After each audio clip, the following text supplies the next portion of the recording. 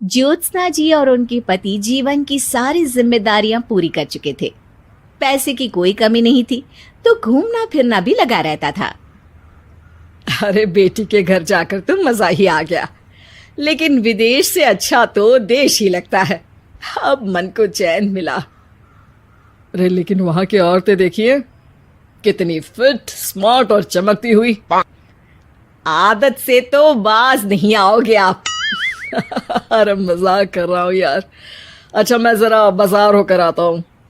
पति बाजार जाता है, जहां उसे एक अजीब सी दुकान दिखाई देती है। अरे ये क्या बात हुई? अंदर आओ 50 के, बाहर निकलो 40 के। हम आपकी 10 साल उम्र कम करते हैं। अरे ऐसा क्या करते हैं भला? जरा अंदर जाकर ही देख लेता हूँ। अंदर एक सुंदर सी लड़की खड़ी होती है। सुंदरी जी, ये क्या दुकान है? जरा जादू हम पर भी तो चला दीजिए। यस सर, आपको हमारी एग्जीक्यूटिव एक डेमो के लिए अंदर ले जाएगी। आप अंदर जाएंगी तो आप खुद ब खुद समझ जाएंगी। पति अंदर जाता है, जहां सेल्स गर्ल मिलकर पति को नकली बाल, नकली दांत, रंग बिरंगी कपड़े के साथ रंगीन चश्मा लगा देती है। देखिए, अब खुद को शीशे पे देखिए और बताइए सर। हाय दयो, ऐसे तो मैं किसी हीरो से कम नहीं लग रहा। दे दो, सारा सामान पैक कर दो। पति खुशी खुशी वहां से निकल जाता है। घर आकर वो सारा सामान छुपा देता है। फिर अगली शाम, सुनो मैं वॉक पर जा रहा हूँ। इस वक्त? अरे नाती पोतों को वीडियो कॉल करके बात तो कर लो। अब हाँ, आकर करता हूँ ना, पक्का पक्का। पति बाहर जाकर सारा मेकअप करता है और मार्केट में घूमता है, जहां उसे एक स्मार्ट सी महिला दिखती है। क्या आपको मुझसे कोई काम है? नहीं नहीं, आप तो बहुत हैंडसम है। थैंक्स। वैसे आप भी कम नहीं है। वैसे क्या उम्र होगी आपकी? लगता कितने का हूँ? 40 के तो पूरे लगते हैं। अब क्या था, 50 साल के पति को कोई 40 का बोल दी तो। वैसे तो कम का हूँ, लेकिन टेंशन के कारण थोड़ा उम्र में बड़ा देखने लगा हूँ। ओह सच्ची? आप 40 के पूरे नहीं हो? अरे छोड़िए ना, चलिए मैं आपको कॉफी पिलाता हूँ। यहाँ की कॉफी काफी शानदार होती है। दोनों में दोस्ती हो जाती है और फिर चल पड़ता है सिलसिला रोज रोज के घूमने फिरने और मजे करने का। अब सारा दिन पतिदेव फोन पर। अरे नाश्ता तो कर लीजिए, क्या सारा दिन फोन पर लगे रहते हैं? अरे यार जरूरी काम कर रहा हूं मैं। रिटायर हो, पेंशन मिलती है, कोई काम नहीं है, फिर कौन सा जरूरी काम आन पड़ा आजकल? अरे एक प्रोजेक्ट के सोशल नेटवर्किंग का काम है, उसी पर काम कर रहा हूँ। ठीक है, चलो अब नाश्ता कर लो, देर हो रही है। पति अपना नकली सारा सामान बिस्तर के पास छुपा कर सोता, सुबह चुपके से पहनकर बाहर जाता और घर आने पर उतार देता। एक दिन पड़ोसन कहती है, अरे ज्योत्सना बहन, तुम लोगों के घर कोई हैंडसम सा आदमी रहने आया है क्या? अरे कहाँ यार, मैं और ये दो ही तो लोग हैं घर में। हैंडसम सी शक्ल देखे तो मुझे भी जमाना हो गया है। अरे पता नहीं, वो जाता तो तुम्हारे ही घर में है, क्या पता कौन होगा। अरे तुम्हारी उम्र हो रही है ना, और भाई साहब को भी गए 5 साल हो गए, शायद इसीलिए अब सारे हैंडसम नजर आ रहे होंगे। पड़ोसन भी ज्योत्सना की बात पर मुस्कुराकर वहां से चली जाती है। एक दिन, अरे सुनो जी, बहू बेटा और पोता आ रहे हैं, कुछ दिनों के लिए वो हमारे साथ ही रहेंगे। अरे शिट यार, ये क्या है? बेटे ने तो कर ली शादी, अब क्या करने आ रहा है यहाँ पर? अरे कैसी बात कर रहे हो जी, इस उम्र में तो माता पिता तरसते हैं कि बच्चे आकर साथ रहे, लेकिन आप हैं कि। अरे ठीक है ना, लेकिन अब देखो सभी व्यस्त हैं अपनी जिंदगी में, ये लोग आएंगे रहेंगे, कितनी डिस्टर्ब हो जाएगी लाइफ। कैसी बात कर रहे हो? अरे जैसे बहुत हैपनिंग है ना तुम्हारी लाइफ, तो जो बच्चों के आने से डिस्टर्ब हो जाएगी।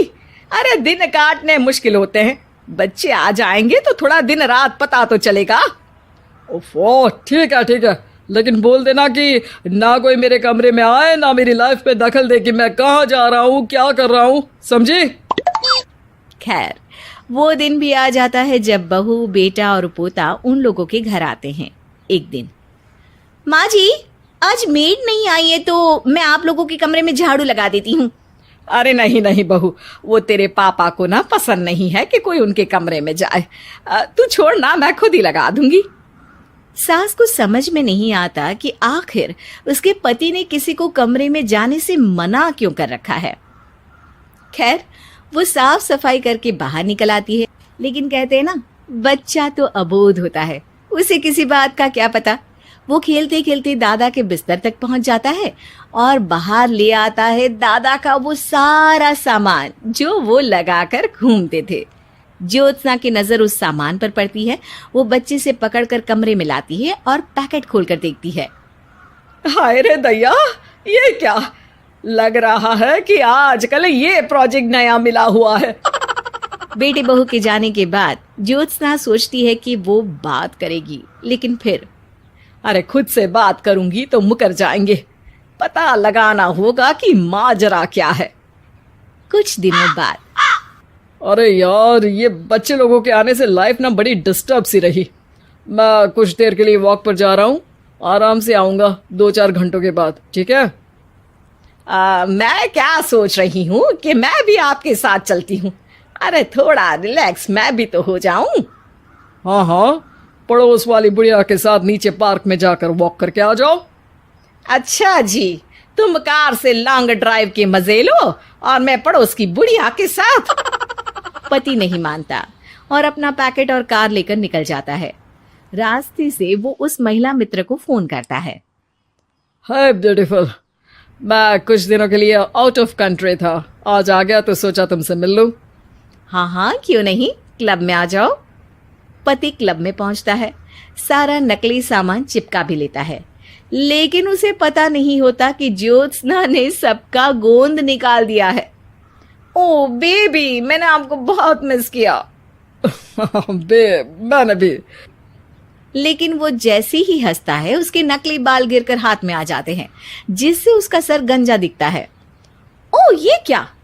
तभी उसका दांत भी हाथ में आ जाता है और ज्योत्सना के पति का सारा बुढ़ापा उसकी दोस्त के सामने आ जाता है। हे भगवान, अंकल जी, कौन है आप? कैसी बात कर रही हो अंकल? मैं तो तुम्हारा दोस्त हूँ। अरे पर हो तो अंकल ही ना। नकली दांत, नकली बाल और क्या क्या नकली है। पति को गुस्सा आ जाता है।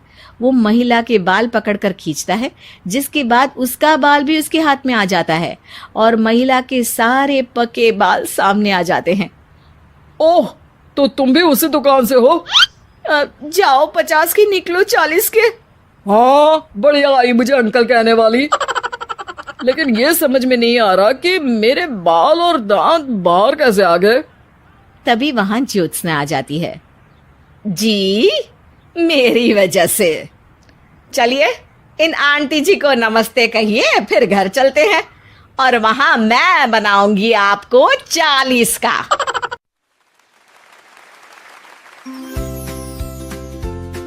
Subscribe to 3D Tunora